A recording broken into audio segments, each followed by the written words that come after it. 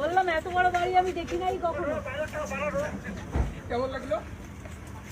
দেখতে তো খুব ভালো, হেরিটেজ টাইপের।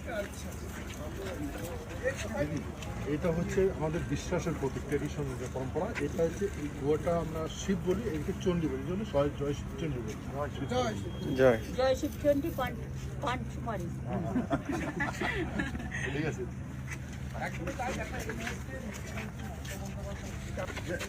আমার মিসেস। আচ্ছা, আপনাকে অনেক ধন্যবাদ। ডিএমও এসছে আমার সাথে, আর আমার একজন মিনিস্টার এসছে। তুমি একটা না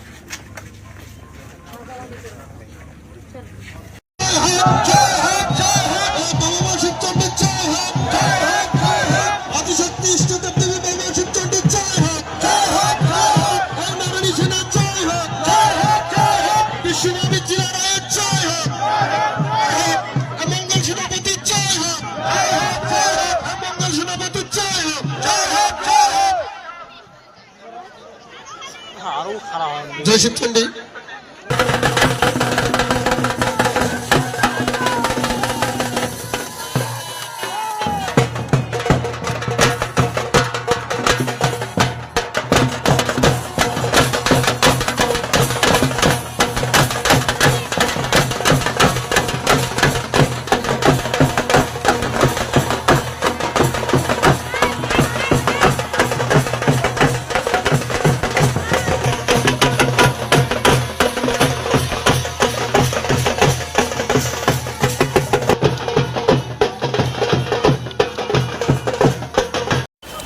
নমস্কার, আপনারা শুনছেন উত্তরের কণ্ঠ।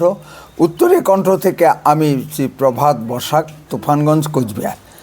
সুধী দর্শক মণ্ডলী, আপনারা আমার ভিডিওটি যেখান থেকেই দেখছেন তাদের সকলের প্রতি প্রীতি ও শুভেচ্ছা রইল। আশা করি ভালো আছেন। চ্যানেলটিকে সাবস্ক্রাইব ও লাইক শেয়ার করে সকলকে দেখার সুযোগ করে দিন।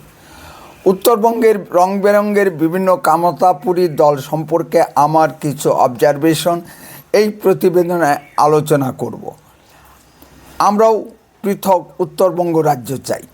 স্বাধীনতার পরবর্তী কালখণ্ডে দেশীয় রাজ্য কোচবিহার ভারতের সঙ্গে যুক্ত হবার পরে থেকে বারবার কোচবিহারি রাজবংশী জনগণ পৃথক রাজ্যের দাবিতে উদ্বেলিত হয়ে উঠেছে। কলকাতা কেন্দ্রিক বিভিন্ন দলের শাসকবর্গ আন্দোলন দমনের নামে পুলিশি নির্যাতন ও দমনপীড়ন চালিয়েছে, কিন্তু কেউ সমস্যাটার মূল গভীরে ঢোকার চেষ্টা করেনি। সমস্যা মূলত দুটি, একটি ভাষাগত এবং অন্যটি রাজ্যগত। ভাষাগত সমস্যা সম্পর্কে বলতে হয় স্বয়ং রবীন্দ্রনাথ ঠাকুর পর্যন্ত উড়িয়া ও আসামি ভাষাকে বাংলা উপভাষা বলেছিলেন, কিন্তু পরে আসামি ও উড়িয়া ভাষা পৃথক ভাষা হিসেবে স্বীকৃতি লাভ করেছে।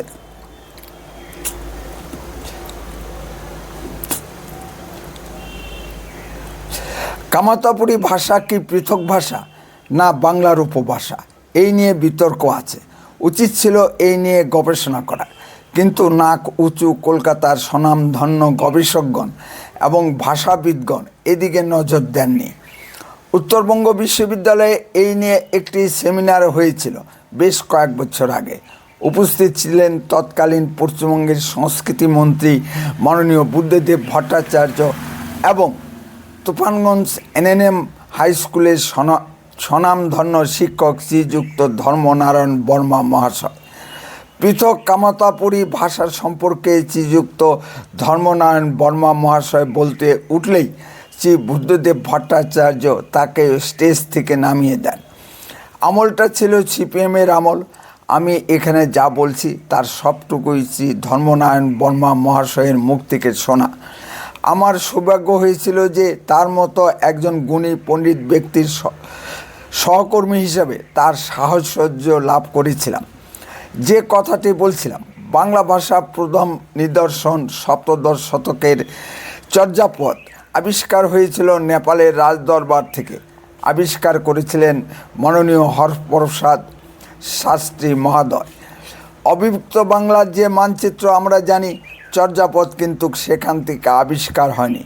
কেন নেপালের রাজদরবার থেকে চর্যাপদ আবিষ্কার হলো? প্রশ্ন এখানে। বাংলা ভাষার দ্বিতীয় নিদর্শন 11 শতকে শ্রী কৃষ্ণ কীর্তন কাব্য বর্ধমানের এক কৃষকের গোয়ালঘরের মাচার উপর থেকে আবিষ্কার হয়েছিল। সপ্তদশ থেকে 11 শতক, এই 400 বছরে কি বাংলা ভাষার কোনো চর্চা হয়নি? ভাষা প্রবাহমান নদীর মতো, কখনো চর্চা বন্ধ হয় না। শ্রী ধর্মনারায়ণ বর্মা মহাশয়ের মতে এই কালখণ্ডে যে ভাষার চর্চা হয়েছিল তা হলো কামতাপুরী ভাষার। সুতরাং বলা যায় কামতাপুরী ভাষা বাংলা ভাষার অগ্রজ।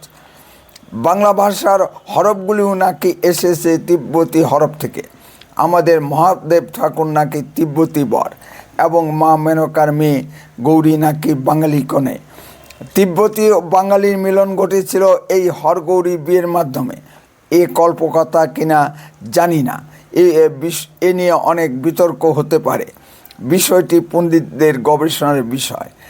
কুচবিহারের ভাইয়া গানগুলি এত আবেদনময়ী কেন, যা সর্বশ্রেণীর বাঙালি শ্রোতাদের দৃষ্টি আকর্ষণ করে? এই গানগুলি স্রষ্টাকে কেউ বলতে পারে না। মাঠে ময়দানে মানুষ কাজ করতে করতে মনের সুখে এই গানগুলি গায়। এখনও ভাইয়া গান দেশি ভাটিয়া সকল শ্রেণীর শ্রোতাদের মনে অনুরণন সৃষ্টি করে। কুচবিহারের যেমন প্রাণের ঠাকুর মদনমোহন ঠাকুর, তেমনি প্রাণের গান ভাইয়া গান, যা দেশি ভাটিয়া হিন্দু মুসলিম সকলেই মানে। এবার আসি রাজ্যগত বিষয়। কুচবিহার একটি স্বাধীন সুখী সমৃদ্ধ দেশীয় রাজ্য ছিল। কুচবিহারের মূল অধিবাসী রাজবংশীরা যেমন স্বাধীন চেতা তেমনি অত্যন্ত সরল প্রকৃতির। তা না হলে রাজবংশীরা দেশ বিভাগের ফলে পূর্ববঙ্গ থেকে আগত হিন্দু উদ্বাস্তুদের বুকে তুলে নেয়। যেখানে সমগ্র বঙ্গদেশ মুসলিমদের প্রধানত হয়েছিল, সেই অর্থে মুসলিমরা কোচ রাজাদের প্রধানত্ব করতে পারেনি। কুচবিহারের অজয় নারায়ণী সেনা স্বাধীন কুচবিহারকে রক্ষা করে গিয়েছে। মা ভবানী কোচ রাজাদেরকে কোলে তুলে নিয়ে কুচবিহারকে রক্ষা করেছেন। বীর চিলারায় এর অময় বীরত্বগাথা ইতিহাসে স্বর্ণাক্ষরে লিপিবদ্ধ আছে। ইতিহাসখ্যাত গেরিলা যুদ্ধের জনক এই বীর চিলারায়। কুচবিহারের রাজ ইতিহাস তার সাক্ষী। স্বাধীন দেশীয় রাজ্য কুচবিহার রাজ্য হিসেবে ভারতের সঙ্গে যুক্ত হয়েছিল, এ বিষয়ে কোনো সন্দেহ নেই। সুতরাং কুচবিহার রাজ্য চাওয়া যেতেই পারে। স্বাধীনতার সময়ে যে 556টি দেশীয় রাজ্য ভারতের সঙ্গে যুক্ত হয়েছিল, পরে তাদের কোনোটি জেলা হয়েছে, আবার কোনোটি রাজ্যই থেকে গিয়েছে। যেমন জম্মু কাশ্মীর রাজ্যই থেকে গিয়েছে। আবার জুনাগড় কয়েকটি জেলা হিসাবে গুজরাটের সঙ্গে যুক্ত হয়েছে। পরে কুচবিহারও একটি জেলা হিসেবে পশ্চিমবঙ্গের সঙ্গে যুক্ত হয়েছে। এই নিয়ে বিতর্ক আছে। তা না হলে কেন কুচবিহারে এক শ্রেণীর রাজবংশী জনগণ পৃথক রাজ্যের দাবিতে বারবার আন্দোলন করে? পৃথক রাজ্যের দাবি অযৌক্তিক কিছু নয়, চাওয়া যেতেই পারে, কিন্তু আন্দোলনের নেতৃত্ব নিয়ে কিছু কথা বলতেই হচ্ছে। এই আন্দোলনের নেতৃত্ব সবসময় বড় বড় ক্ষমতাসীন দলগুলোর কাছে বিক্রি হয়ে গিয়েছে। কামতাপুর পিপুলস পার্টির অতুল রায় ও নিখিল রায়গা যেমন বুদ্ধদেব ভট্টাচার্যের কাছে বিক্রি হয়েছিল, তেমনি বংশীবদন বর্মনরা মমতার কাছে বিক্রি হয়েছে। যেমন ধরুন, পৃথক কুচবিহার রাজ্যের জন্য গ্রেটার কুচবিহার মুভমেন্ট শুরু হলো। অচিরেই দেখা গেল নেতৃত্বের প্রশ্নে এই দল দুভাবে বিভক্ত হলো। একটি অংশ থাকলো শ্রী বংশীবদন বর্মনের নেতৃত্বে এবং তার বিপরীত অংশটি থাকলো শ্রী অনন্ত মহারাজের নেতৃত্বে। শ্রী বংশীবদন বর্মনের নেতৃত্বের অংশটি মমতা ব্যানার্জির কাছে বিক্রি হয়ে গেল এবং শ্রী অনন্ত মহারাজের অংশটি বিজেপির সঙ্গে হাত মেলালো। আন্দোলন করে বিহারের আদিবাসী সমাজ যদি পৃথক ঝাড়খণ্ড রাজ্য আদায় করতে পারে, তবে কুচবিহারের রাজবংশী সমাজ কেন পৃথক উত্তরবঙ্গ রাজ্য আদায় করতে পারবে না? প্রশ্ন তো এখানে। বিজেপির সমর্থনে শ্রী অনন্ত মহারাজ সংসদে গিয়েছেন। তিনি যে কথাগুলো বিভিন্ন জনসভায় বলেন, সেই কথাগুলো কেন সংসদে তুলতে পারছেন না? বাধা কোথায়? কুচবিহারের তথা সমগ্র উত্তরবঙ্গের অনুন্নয়ন নিয়ে কোচবিহারের রাজবংশী জনগণের পরিযায়ী শ্রমিক হিসেবে ভারতের বিভিন্ন শহরে মানবেতর কাজকর্ম নিয়ে তিনি অনেক কথাই বলেন, কিন্তু তা কখনো সংসদে তুলতে পারেন না। কেন?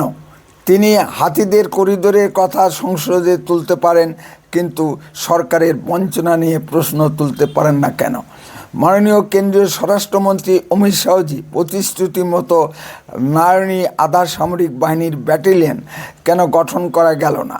সেই প্রশ্ন দিই সংসদে অমিত শাহজিকে সরাসরি করুন। অমিত শাহজি যদি প্রতিশ্রুতি দিয়ে থাকেন, তবে কবে পৃথক উত্তরবঙ্গ রাজ্য গঠিত হবে?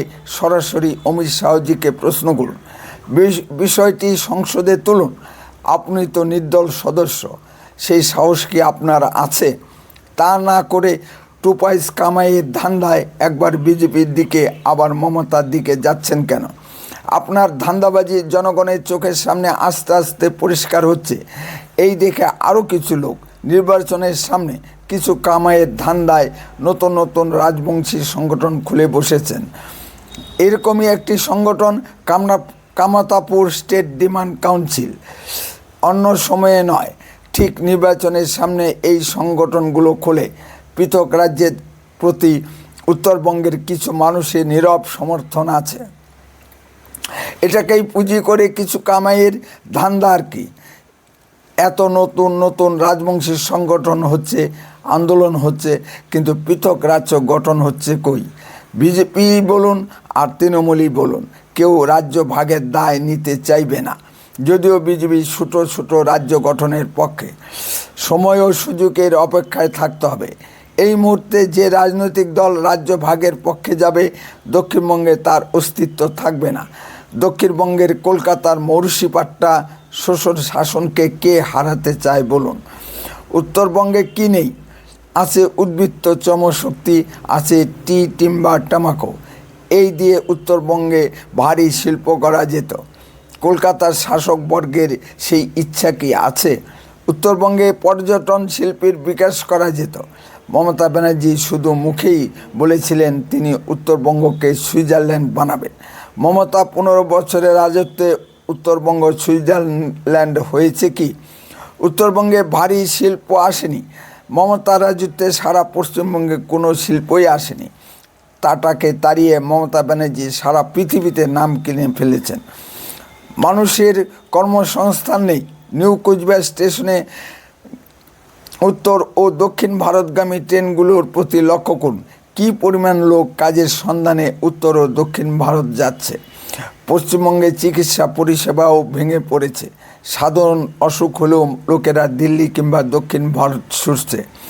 পৃথক রাজ্যের জন্য চাই দুর্বার আন্দোলন। তাতে জেল, জরিমানা, ফাঁসি হতে পারে, গুলিও চলতে পারে। আন্দোলন ছাড়া পৃথক উত্তরবঙ্গ রাজ্য পাওয়া যাবে না। তাছাড়া সীমান্ত গুরুত্বের দিক থেকে উত্তরবঙ্গ রাজ্য গঠিত হতে পারে।